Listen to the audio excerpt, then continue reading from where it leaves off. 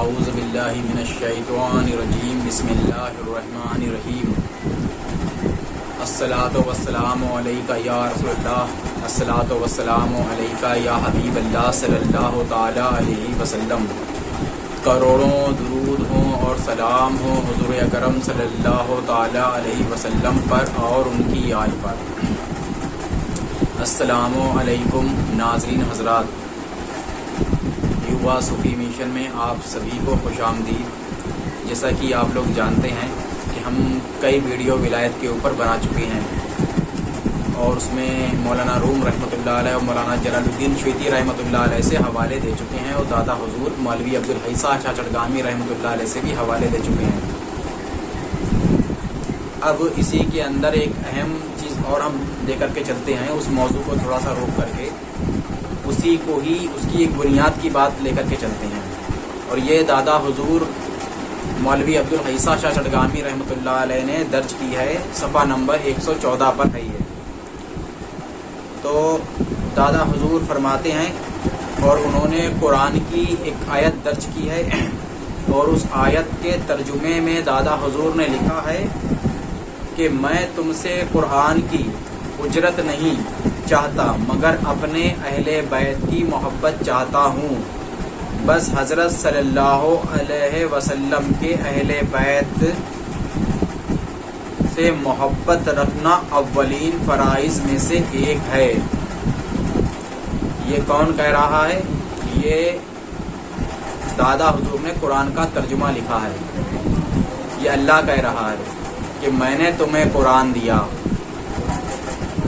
اب مجھے اس کے بدلے میں جو چاہیے ہے وہ اہل بیت کی محبت چاہیے ہے۔ اور ایک جگہ میں نے کہیں پر پڑھا ہے، جب وہ دوبارہ سامنے آئے گا تب میں اس کو آپ کو کتاب کا نام اور صفحہ نمبر بھی میں آپ کو بتا دوں گا کہ میں نے کہاں پر پڑھا ہے۔ اور بہت سے علماء دین کے بھی منہ سے سنا ہے اور بہت سے صوفیاء اکرام کے منہ سے بھی سنا ہے، جس میں کہ صوفیاء اکرام نے فرمایا کہ نبی کریم صلی اللہ علیہ وسلم نے فرمایا کہ اہل بیت سے مودت کی محبت کرو۔ تو یہ مودت کی محبت کیا ہے؟ مودت کی محبت ہے یعنی کہ جیسے پانی سے مچھلی کو باہر نکال لو اور وہ مچھلی تڑپنے لگتی ہے، اسی طریقے سے اہل بیت کی محبت سے، اہل بیت کے عشق سے اگر کوئی شخص آپ کو باہر نکالے تو آپ ایسے تڑپو جیسے پانی سے نکلنے کے بعد مچھلی تڑپتی ہے، تو اس کو کہتے ہیں مودت کی محبت۔ اب اگر جس شخص کے اندر یہ جذبہ، یہ محبت، یہ عشق ہے تو وہ عشق اس کے ظاہر سے نہیں ہوگا بلکہ اس کے باطن تک پہنچ جائے گا، اس کے دل میں پہنچ جائے گا اور اس کی روح میں پہنچ جائے گا۔ اور جب یہ عشق، مودت کا عشق ہماری روح تک پہنچے گا، ہمارے دل تک پہنچے گا تو اس کا اثر ہماری روح پر آئے گا، اور جب یہ ہماری روح تک پہنچے گا تو ہماری روح تڑپے گی۔ اس کے عشق میں؟ اہل بیت کے عشق۔ اس کا فائدہ یہ ہوگا کہ وہی جو پچھلے میں نے آپ کے ویڈیو میں بتایا ہے، ولایت کے ویڈیو میں، کہ مولوی عبدالحی شاہ چٹگامی رحمۃ اللہ علیہ دادا حضور اور مولانا جلال الدین شویتی رحمۃ اللہ علیہ، مولانا روم رحمۃ اللہ علیہ سے جو میں نے حوالے دیے ہیں کہ انہوں نے فرمایا کہ نبی سے اور ولیوں سے روح کی قربت ہونا چاہیے، قربت روحی ہونا چاہیے، لیکن قربت روحی جب ہو پائے گی جب محبت ہو۔ محبت کون سی ہو؟ مودت کی۔ اب اگر جس شخص کے اندر اہل بیت سے مودت کی محبت ہوگی تو اسی شخص کی روح، چاہے وہ عالم ہو چاہے وہ جاہل ہو، اسی کی جو روح ہے وہ روح نبی سے کے روح سے مل سکے گی اور ہمارے ولیوں کی روح سے مل سکے گی اور قرب روحی بن سکے گی اور قرب روحی ہو سکے گی۔ اور جس کے اندر یہ مودت کی محبت نہیں ہوگی اہل بیت سے، وہ کہیں بھی نہیں پہنچ سکتے۔ ہاں اگر اہل بیت سے نہیں ہے، کسی ولی سے ہے تب بھی ہو سکتی، کیونکہ سارے ولی اہل بیت میں آتے ہیں تو بھی ہو جائے گی۔ لیکن جو خصوصاً محبت کا جو مسئلہ دیا گیا ہے وہ اہل بیت یعنی کہ پنجتن پاک اور 12 امام اور ان کی آل، جو پنجتن سے ان کی نسل سے جو 12 امام ہیں، ان 12 امام کی جو آل ہے وہ اہل بیت ہے. تو ان سے ہماری محبت کیسی ہونی چاہیے؟ وہ مودت کی محبت ہونی چاہیے. تو ہمارے جو غوث پاک دستگیر ہیں یہ بھی اماموں کی اولاد میں سے ہیں. ہمارے جو خواجہ پاک ہیں یہ بھی اماموں کی اولاد میں سے ہیں. ہمارے زیادہ کر جو ولی ہیں وہ 90% ولی جو ہیں وہ اہل بیت میں سے ہیں. اور جو 10% یا 20% جو ولی اہل بیت کی نسل سے نہیں ہیں، شہادات نہیں ہیں، جو نبی کی آل نہیں ہیں، جو مولا کائنات مولا علی مشکل کشا کی آل نہیں ہے، جو حضرت فاطمہ الزہرا سلام اللہ کی آل میں سے نہیں ہیں، تو وہ ان کی آل کے غلام ہیں. جیسے کہ میں آپ کو ایک عام طور پہ سمجھانے کی کوشش کرتا ہوں، وہ یہ ہے کہ بزرگان دین نے فرمایا کہ جس نے اپنے گلے میں پنجتن کی غلامی کا یا پنجتن کی آل کی غلامی کا پٹا اپنے گلے میں ڈال لیا تو وہ بھی سیدوں میں گنا جائے گا، وہ بھی ان میں ہی مانا جائے گا. بھلے وہ سید نہیں ہے لیکن اس کے گلے میں غلامی کا پٹا، غلامی کی زنجیر پڑی ہوئی ہے شہادات کی، اولیاء اکرام کی، تو وہ بھی انہی میں ہی آئے گا. جیسے کہ ہم لوگ دیکھتے ہیں کہ امام احمد رضا خان فاضل بریلوی وہ کیا ہیں؟ پٹھان ہیں.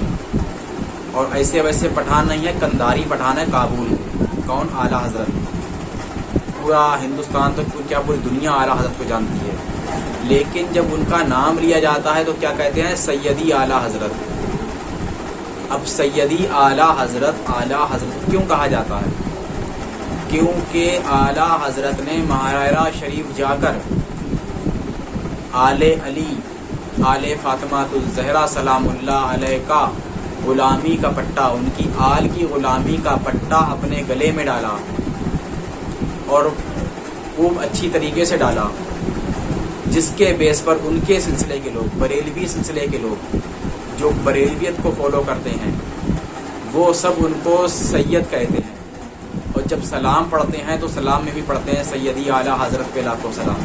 یا ویسے بھی جب وہ کوئی بات کرتے ہیں تو وہ سیدی اعلیٰ حضرت کہتے ہیں. جبکہ اعلیٰ حضرت تو کندھاری پٹھان ہیں، کابل کے ہیں، افغانستان کے ہیں. افغانستان میں ایک جگہ ہے کندھار کے رہنے والے ہیں. اگر آپ کو میری بات نہیں سمجھ میں آ رہی ہو تو آپ بریلی سے کنفرم کر سکتے ہیں کہ اعلیٰ حضرت کہاں کے ہیں، تو آپ کو معلوم پڑ جائے گا کہ اعلیٰ حضرت افغانستان کے ہیں اور پٹھان ہیں. لیکن کہا کیا جاتا ہے؟ سیدی اعلیٰ حضرت. تو یہ سیدی لقب کہاں سے ملا؟ غلامی اہل بیت سے.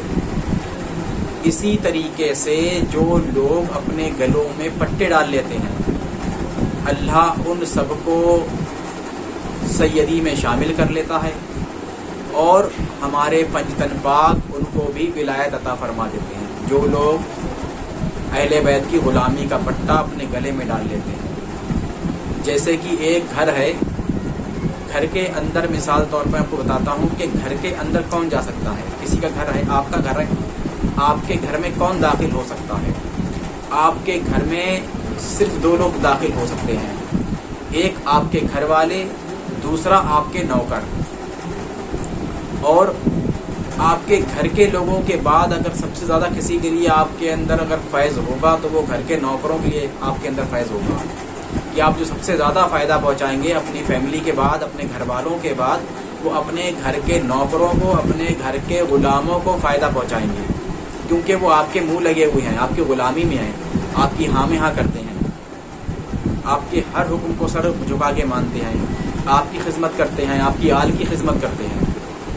اس کا نتیجہ یہ ہوتا ہے کہ جس طریقے سے کہ آپ اپنی اولاد سے محبت کرتے ہیں، اپنے رشتہ داروں سے محبت کرتے ہیں، اپنے بھائی بہن سے محبت کرتے ہیں، اسی طریقے سے جو آپ کے یہاں پر ایک دم غلامی لیے ہوئے لوگ ہیں، آپ ان کے اوپر بھی شفقت کرتے ہیں، آپ ان کے اوپر بھی، ان کا بھی دھیان رکھتے ہیں. اب جب آپ ایک دنیاوی انسان ہیں تو آپ کا یہ حال ہے، آپ کا یہ عالم ہے، آپ کا یہ فیض ہے، تو سوچو جو فیض کا سمندر ہیں، جنہیں اللہ نے فیض کے لیے ہی پیدا کیا ہے، اور ہمارے نبی کریم صلی اللہ علیہ وسلم جن کے بارے میں خود اللہ فرماتا ہے کہ وما ارسلناک الا رحمۃ للعالمین، اس ساری جہان کے لیے رحمت ہے، سارے عالم کے لیے رحمت ہے۔ اب جو رحمت للعالمین ہے، اگر کوئی اس کی آل کی غلامی کرے گا، اس کی آل کی خدمت کرے گا، اس کی آل کا ذکر کرے گا، اس کی آل کے راستے پر چلے گا، تو پھر نبی کی رحمت کس قدر اس پر ہوگی۔ کیونکہ جب آدمی نماز پڑھتا ہے تو اس نماز تک میں شرط ہے کہ درود ابراہیم، اور درود ابراہیم میں آدمی کیا پڑھتا ہے، کیا کہتا ہے آدمی، اگر ہم اس کو اردو ترجمے میں آئیں، ہندی ترجمے میں، تو کیا کرتا ہے کہ اللہ رحمت فرما ابراہیم پر اور ان کی آل پر، اے اللہ رحمت نازل فرما محمد پر اور ان کی آل پر، جیسے تو نے رحمت نازل فرمائی ابراہیم پر اور ان کی آل پر۔ یعنی کہ نماز تک ہماری مکمل ہوتی ہے کہ جب ہم ذکر اہل بیت کریں اور ان پر دعا کریں۔ اب سوچیے اسی طریقے سے جب ہم اپنی باقی زندگی میں ہر وقت 24 گھنٹے اہل بیت کا عشق اپنے روح کے اندر اتار لیں گے، تب بھی ہماری جو روح ہے وہ روح ہمارے نبی تک اپنی رسائی حاصل کر پائے گی، اور ہمارے اولیاء اکرام تک اپنی رسائی حاصل کر پائے گی۔ تب وہ اس عالم پر پہنچے گی کہ جس عالم کا ذکر مولانا روم رحمۃ اللہ علیہ نے کیا ہے اور مولانا جلال الدین شیوطی رحمۃ اللہ علیہ نے کیا ہے کہ قرب روحی۔ کیونکہ جتنا ہم نبی کی آل کے قریب ہوں گے، جتنا ہم نبی کی آل کے قریب ہوں گے، سمجھ لو کہ ہم نبی کی آل کے قریب نہیں ہو رہے ہیں، بلکہ ہم نبی کی روح کے قریب ہو رہے ہیں۔ ابھی ہمارا دنیاوی معاشرہ ہے، اس کے اندر آپ دیکھ لیجئے، اگر آپ کسی کے بچے سے زیادہ محبت کریں، لین دین کریں، تو وہ انسان آپ پر توجہ کرے گا، وہ بھی پھر آپ سے لین دین کرے گا۔ اگر آپ اس کے بچے پہ 100 روپے خرچ کریں گے تو وہ آپ کے بچے پہ 125 روپے 150 روپے خرچ کرے گا، خوش ہو کر کہ یار اتنے میرے بچے پہ خرچ کیا تو میں بھی اس کے بچے پہ خرچ کروں گا۔ اسی طریقے سے اگر آپ اپنی زندگی میں اپنی روح کے اندر، اپنے دل کے اندر عشق اہل بیت اتار لیں گے تو جو اللہ کا حکم ہے وہ بھی پورا ہو جائے گا، اور جو نبی کا حکم ہے وہ بھی پورا ہو جائے گا۔ مودت کی محبت بھی ہو جائے گی، قرآن کا اجل بھی ہو جائے گا، دین کا اجل بھی ہو جائے گا، تینوں کام ایک ساتھ آپ کے ہو جائیں گے، اور آپ کو قرب روحی بھی حاصل ہو جائے گی، اور انشاءاللہ اسی قرب روحی سے آپ کی دنیا، آپ کی قبر اور آپ کی حشر تینوں ہی سنور جائیں گے۔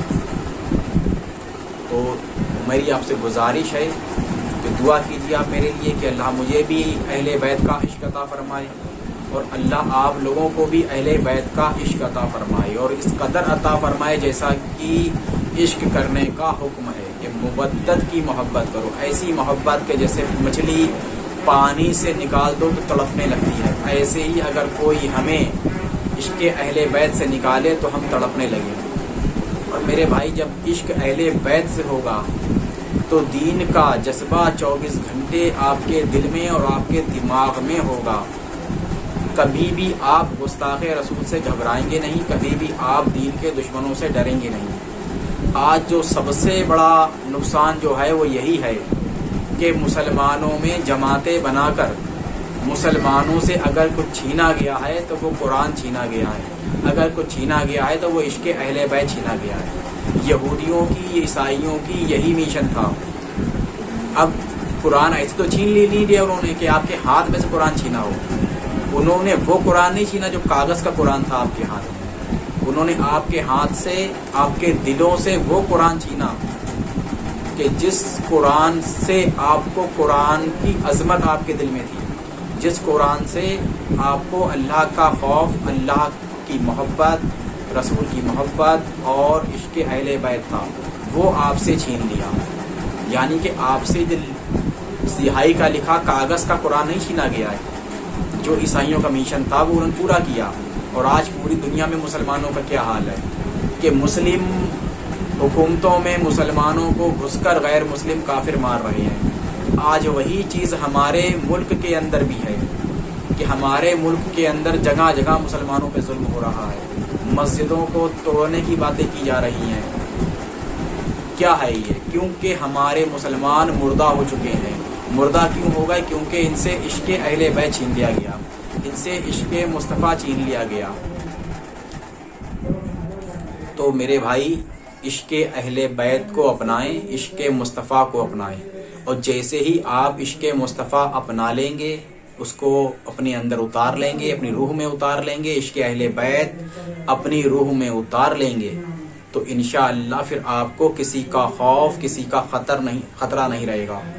اور آج جو مسلمانوں پر ظلم ہو رہا ہے، انشاءاللہ وہ ظلم بھی ختم ہو جائے گا، کیونکہ ظلم کی جو سب سے بڑی وجہ ہے وہ یہی وجہ ہے کہ آپ سے عشق اہل بیت چھین کر آپ کو فرقوں میں بانٹ دیا گیا اور آپ کی بربادی کا سامان اکٹھا کر دیا گیا۔ آج مسلمان سمجھ ہی نہیں پا رہا ہے کہ ہم کس راستے پر جائیں اور کس راستے پر نہ جائیں، نہیں سمجھ پا رہا ہے وہ، اور نہ سمجھنے کی کیول ایک ہی وجہ ہے کہ عشق مصطفیٰ چھین لیا، کیونکہ نبی نے خود فرمایا کہ قرآن ناطق اور قرآن صادق، ایک بولتا قرآن ہے، ایک چپ قرآن ہے۔